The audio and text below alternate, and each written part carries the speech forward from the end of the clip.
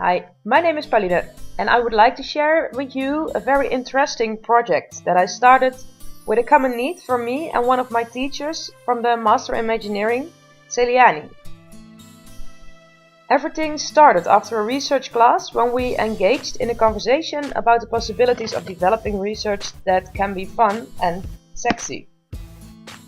Celiani shared her passion for innovative ways of doing research, and I shared with her my interest in getting to know more about this, because my understanding of research up to that moment was that it is something too boring, it's dry and totally not fun at all.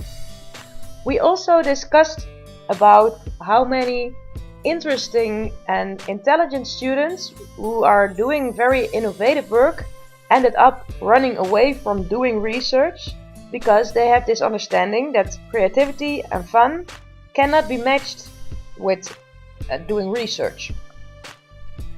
We decided to co-create a project in which we could explore innovative research and spread the idea that it actually can be fun and sexy.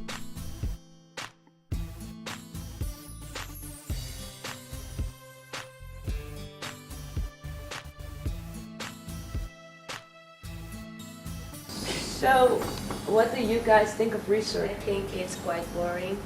Well, I think it's most of the time when you're done with the research, it's not even relevant anymore because the whole world has changed. It's a lot of computer work.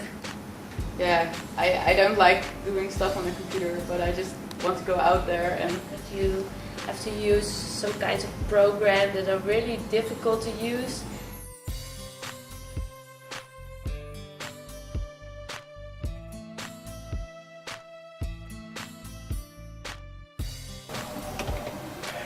Yeah, I think if it's not fun and sexy, there's not a lot of point in doing it. Very often, I think it's the way the process is framed. I think some people can look at it, like being a detective. And you look for clues and you look for how things are connected, or you look at it as an explorer. You go on a journey and you travel out, and you look for new places and new adventures. So, I think there are a lot of ways to look at it that are different, as long as we don't try to make it seem like there's some kind of fixed process that we have to follow in some kind of rigid way. When we differentiate World 1.0 to World 2.0, what we want to emphasize is the fundamental change that society is facing. And those changes are mostly due with new developments, and such as globalization, technology revolution. And these developments is really shifting a world that, when we talk about 1.0, is a world that was always defined with the metaphor of a machine. So a metaphor of a machine really talks about a world that is predictable, that you can control, and you have explanations with such a concept of cause and effect, of controlling and predicting. So it's a very linear way of talking about the world. So this change that's going to World 2.0, that's a much more complex and plural world, is not changing the way of thinking, but it's changing the way of people acting, behaving, and also organization development, research. This World 2.0 is it's a world that, due to these developments, are really much focusing on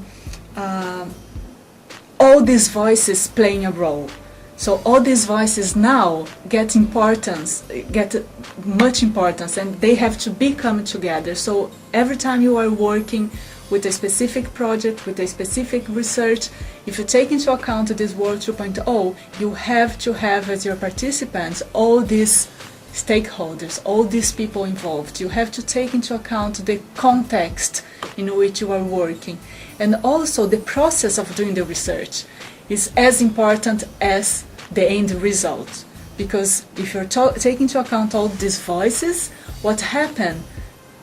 Different ideas might bring about new ways of working, and during the process you can also create new knowledge. So it's not just about at the end of the product in a static research process, but it's very much co-creating a research while you're doing that.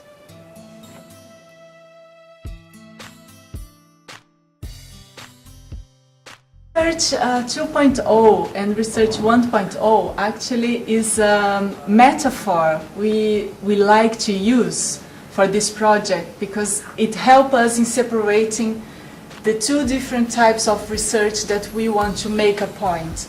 The Research 1.0, that would be, we are meaning the more traditional approaches to research, that they are very much focused on being very objective, where the researcher should be always very neutral and separated from the object. So the relationship subject and object is very dichotomic, and also the focus of that research, that type of research, is also, it's always on the final result, and really aiming into universals and find that ultimate truth.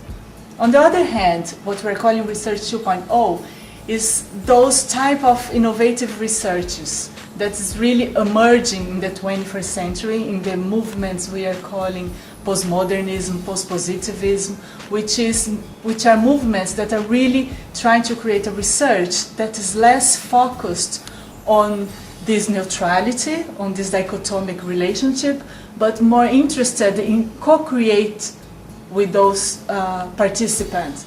That's less focused on the ultimate truth or to find universals, but context-related truth in which we could move from a research that is really dry and just looking at that results, and a research that is more generative.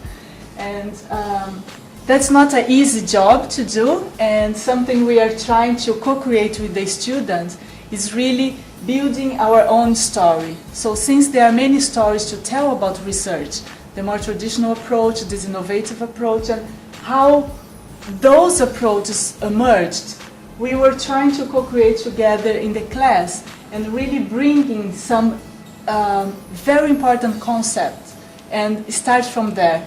So together with the students, we created and wrote down important names that research always bring up and sometimes are so confusing.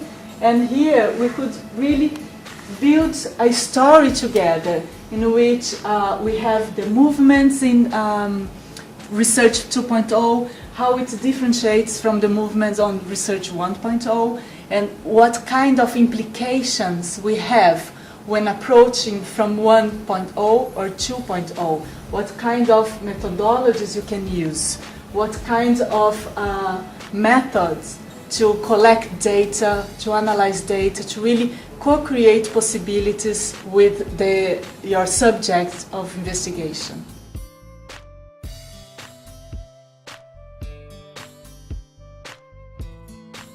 Arts-based research, which is my huge passion, really arts-based research is when you take the tenets of the creative arts, whether that's drama, dance, music, literary writing, you take the tenets of the creative arts in order to address social research questions. The idea is that you're addressing your question in an engaged way, a holistic way.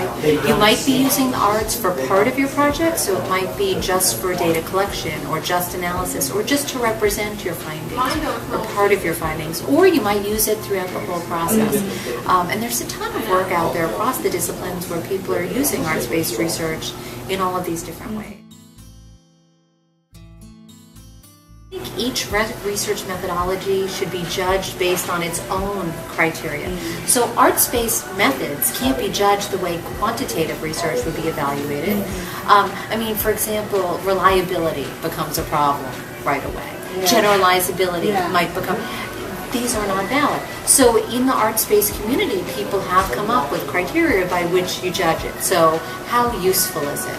How truthful is it? How authentic is it? How evocative is it? There are different ways that you have to evaluate and that those research. would be the validity of your research. Yes.